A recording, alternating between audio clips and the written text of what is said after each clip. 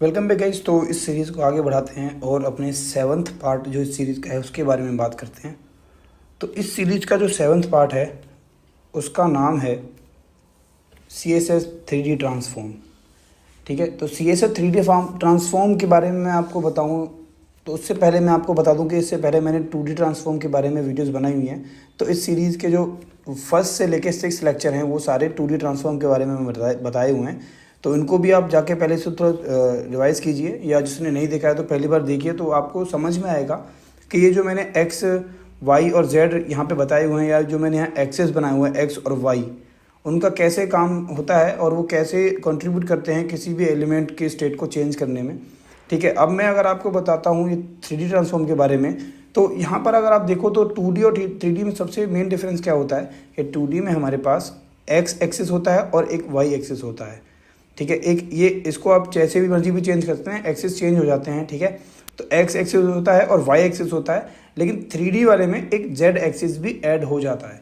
ठीक है, तो ये अपना 3D मॉड्यूल की तरह काम करते हैं जब ये तीनों एक्सिस जो हैं एक लाइट में आ जाते हैं। तो इसका बेस्ट एग्जांपल मैं अगर आपको दिखाऊं तो मैंने एक मेरे पास एग्जांपल है जिससे मैं आपको दिखाना चाहूँगा। ठीक है, ये देख रहे हो आप, यहाँ मेरा ये एक्स एक्सिस हो गया, यहाँ ये मेरा वाई हो गया, ये मेरा जेड एक्सिस हो गया। ठीक है, तो देखो अगर मैं नॉर्मली बात करूँ तो मेरे को क्यूब, अगर मैं देखूँ क्यूब को तो वो सामने से कुछ इस तरीके से दिखेगा।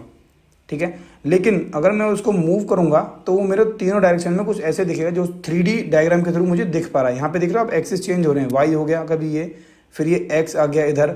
ठीक है, तो कुछ इस तरीके से ये काम करता है। चलिए थोड़ा कोडिंग के थ्रू इनकी वर्किंग को समझते हैं कि इनके सिंटेक्स क्या होता है, कैसे ये काम करते हैं। ठीक है, उससे पहले मैं आपको बता दूं 3D ट्रांसफॉर्म के अंदर हमारे पास 3 तरह के मेथड आते हैं, रोटेट एक्स, रोटेट वाई और रोटेट जेड।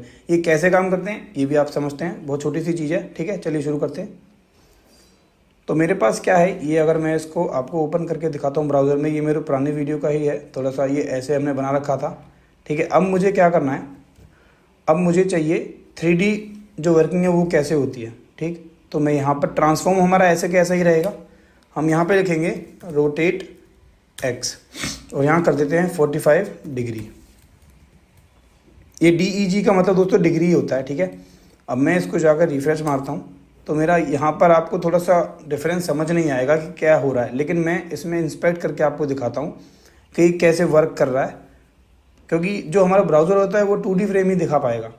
ठीक है, अब देखो मैं जब इसकी वैल्यू को कम ज़्यादा करूँगा, जब देखना ये थोड़ा पलटेगा, देख रहे हो, थोड़ा थोड़ा फील हो रहा है कि ये हमारा एक्स एक्सिस पे मूव कर रहा है। मींस किसी भी बॉल को अगर आप घुमाओगे तो वो कैसे मूव करती है उस तरीके से थोड़ा मूव कर रहा है। ठीक है, तो एक्स एक्सिस का काम हमारा ये होता है।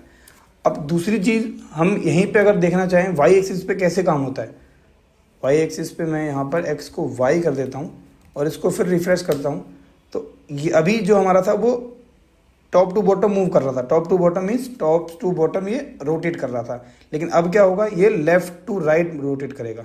अब देखो, ये देखो लेफ़्ट टू राइट रोटेट कर रहा है, थोड़ा सा हमें फील भी हो रहा है। एक टाइम पे जाके ये थोड़ा सा देखो, ये देख रहे हो, ये देखो ये अब लेफ़्ट टू राइट मूव कर रहा है, जो हमारा वाई एक्सिस का काम होता है। ठीक है, अब तीसरा जो हमारा लास्ट आता है वो आता है जेड एक्सिस का।